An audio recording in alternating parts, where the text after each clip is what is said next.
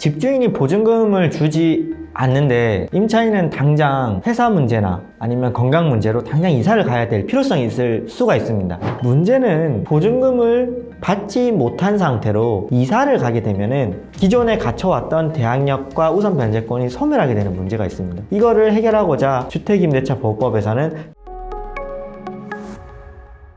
안녕하세요. 저는 건평법률사무소 김건우 변호사입니다. 저는 부동산 그리고 재개발, 재건축 분야에 있어서 전문 변호사로 대한변호사협회에 등록이 되어 있습니다. 근본에 서울특별시의 시민감사옴부즈만 법률자문단의 법률자문위원으로 위촉되기도 하였습니다.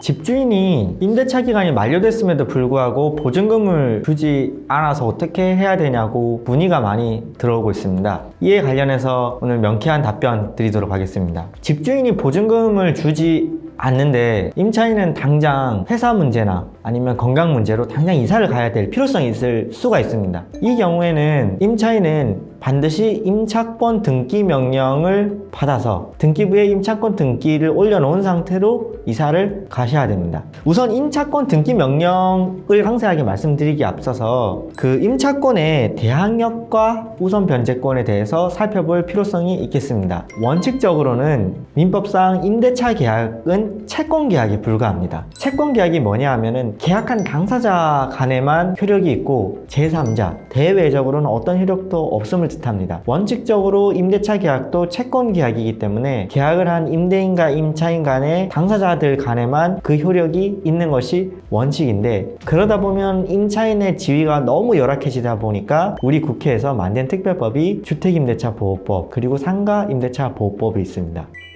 여기에서는 대항력과 우선 변제권을 규정하고 있는데, 이를 통해서 채권임에도 불구하고 어느 정도 대외적으로 제3자한테 대항할 수 있는 물권적 지위에 준하는 효과가 주어지게 됩니다. 그 임차인은 주택을 인도받고, 첫 번째는 인도를 받고 두 번째는 인도를 받아서 전입신고를 하였다라고 하면은 대항력이 생기게 됩니다. 이 대항력이 생긴다는 뜻은 무엇이냐면은 임대인뿐만 아니라 제3자 누가 오더라도 나는 이 임대차에 대해서 주장할 수 있다는 것을 뜻합니다. 다음으로 이 대항력권에 더해서 확정일자, 주민센터 가서 받을 수 있죠. 확정일자까지 받는다라고 하면은 우선 변제권까지 취득할 수 있습니다. 이 우선 변제권이 뭐냐라고 하면은 추후에 경매에 붙여지든 했을 때 이 임차 목적물에서 임차 보증금을 가장 우선적으로 받을 수 있는 것들을 우선 변제권이라고 합니다. 따라서 인도와 전입신고와 확정일자를 갖춘다면은 임차인은 우선 변제권까지 확보할 수 있게 됩니다. 문제는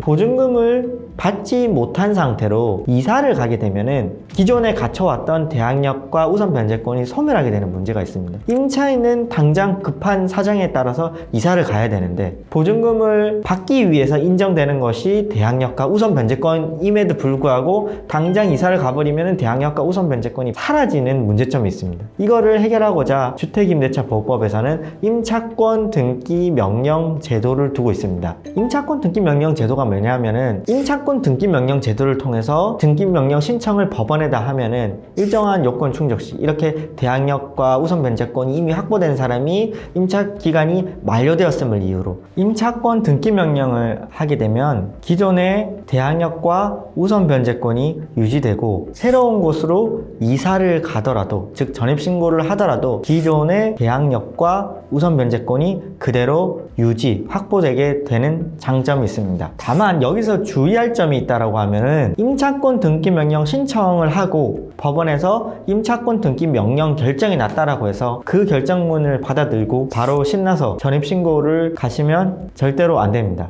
임차권 등기 명령이 난 다음에 등기부까지 올라가는데 뭐 1주에서 2주 정도 걸리는데 등기부에 임차권 등기 명령이 등기부에 올라간 다음에 새로운 곳으로 전입신고를 하셔야지 문제가 없겠습니다.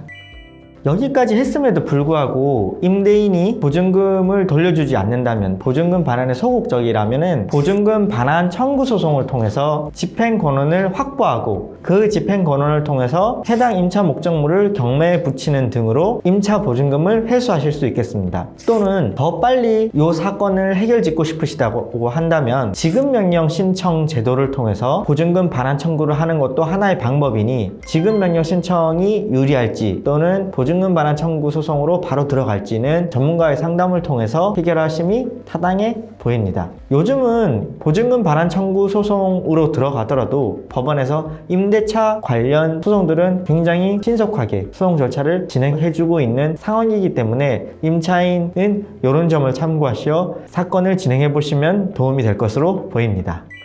재개발, 재건축과 관련해서 더 많은 정보를 얻고 싶으시다면 구독과 좋아요도 눌러주시고 추가로 궁금한 점이 있으시다면 댓글 달아주시면 감사하겠습니다. 이상입니다.